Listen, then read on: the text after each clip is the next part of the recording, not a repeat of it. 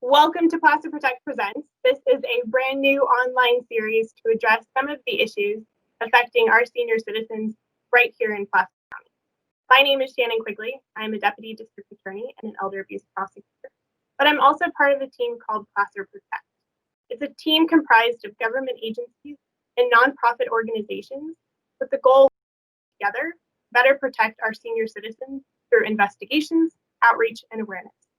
But today, on our very first installment of Placer Protect Presents, it is my honor to introduce you to our new District Attorney, Morgan Gire. Morgan, thank you for joining us. Thank you for having me. Good afternoon. Morgan, I know you are a dedicated prosecutor and have been for over 20 years, but can you tell us a little bit about yourself and your vision for the District Attorney's Office?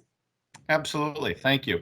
Yes, my name is Morgan Gire. I've been the District Attorney of Placer County since April 7th of this year. I am a career prosecutor. I've been a prosecutor for over 21 years. I began my career in the Placer County District Attorney's Office as a law clerk, and then made my way to Southern California for about 5.5 years. I then decided it was time to come home, and since Placer wasn't hiring at the time, I ended up in Sacramento, where I was for the last 15 years of my career, until joining the Placer County District Attorney's Office once again. I have served in virtually every assignment. I have dedicated a lot of my time to family violence, including elder abuse. And so that is obviously a big priority for me as we move forward within the DA's office. A little bit about my vision. I am a big believer in collaboration, communication, and education. So my goal will be to, number one, continue the fine work that this office continues to do, which is keeping our community safe first and foremost. And to the degree that we can, I think the role of the District Attorney's Office has changed in the last couple of years. Specifically, we need to be more engaged with the community. I really think that our engagement in education and awareness campaigns can really have a benefit in prevention. And we all long for the day that we have nothing to do in the DA's office. I know that's a far reality, but the more we can do on the front end means the less people that are involved in the criminal justice system in the back end. That means fewer victims. That means fewer people involved in the system.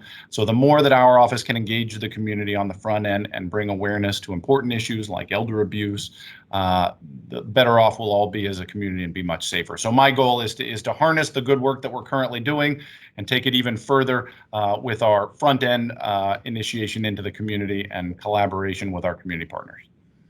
I'd like to talk to you a little bit about criminal prosecution, specifically elder abuse cases. I know that you're aware that we have a huge population of seniors who are living in Placer County. Can you talk about some of the things our office is trying to do to collaborate with local law enforcement agencies and adult protective services? Absolutely. And you're absolutely right. We have a large elder community. That's one of the wonderful resources we have in this community, and we're very proud of it. But that means we have to be on the forefront of identifying issues related to our elder population. And that means we have to collaborate as a team. It means our justice partners, our community partners, we have to get together. We have to talk about these issues. We have to have meetings together, which we do on a monthly basis to try and identify issues and things that are affecting our elder community. That also means we have to be innovative.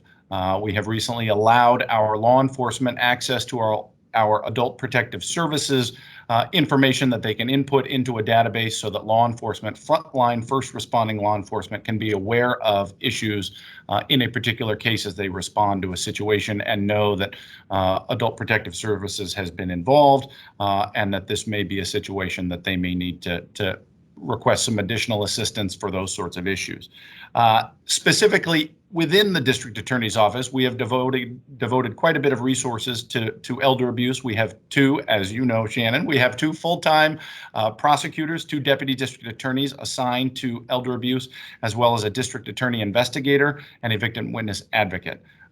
We take our obligations to the elder community very seriously. It is our pleasure to serve them, and we have a dedicated arm within our office designed specifically for that, who bring expertise, experience, and judgment to handle those issues and to stay aware and on top of those issues as they change and affect our community so that we can adapt to them. Yeah, as one of your elder abuse prosecutors, I can attest that we have an amazing team here that is really dedicated to seeking justice for our victims. But I think sometimes as a district attorney or a prosecutor, we are often responding to a crime that has already been committed and a senior who's already become a victim. So what are we doing at the district attorney's office to make sure that we are trying to prevent elder abuse from happening in the first place? And that's an excellent question. Our traditional role as a district attorney's office is reactive. We respond to, once law enforcement has responded, we review reports, we determine whether or not charges should be filed. Our job is to be more proactive now. Our job is to be engaged in the community with awareness. So what can we do? We need to get out there. We need to talk to our communities, talk about issues that are affecting seniors, whether that's financial abuse or physical abuse or self-isolation. In this COVID era, there are new trends and dynamics that are affecting particular our elder community that we haven't had to deal with before.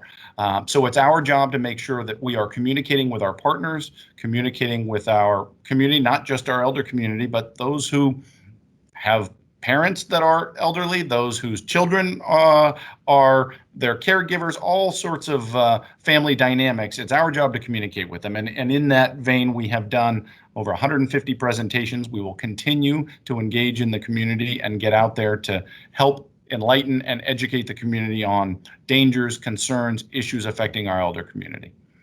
Now, I know that COVID has made those in-person presentations a little difficult within the community. So what are we doing from the district attorney's office perspective to make sure that our seniors can still have access to that information on up-to-date scams or crimes in their community?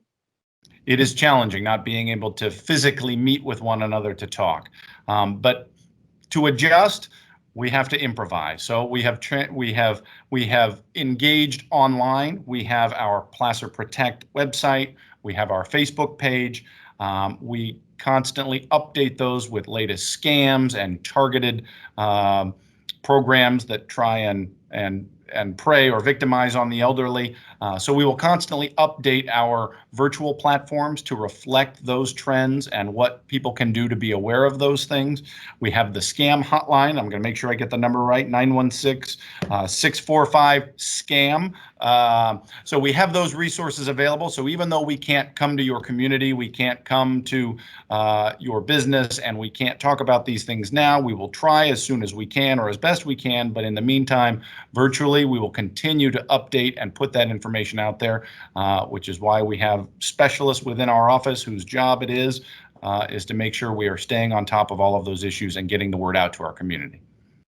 Thank you. I want to thank you for being so dedicated to the citizens in Placer County and for letting us kind of jumpstart our Placer Protect Presents campaign by allowing us to interview. Thank you very much, Morgan. Thank you. It was my pleasure, and thank you for all the good work you do for our elders in our community. Thank you. For any of the citizens who want more information on issues affecting our seniors in Placer County or information about our Placer Protect team, you are welcome to visit our Facebook page or check out our website. And join us next time on Placer Protect Presents as we interview Detective Grove with the Roseville Police Department about scams that are specifically targeting senior citizens right here in Placer County.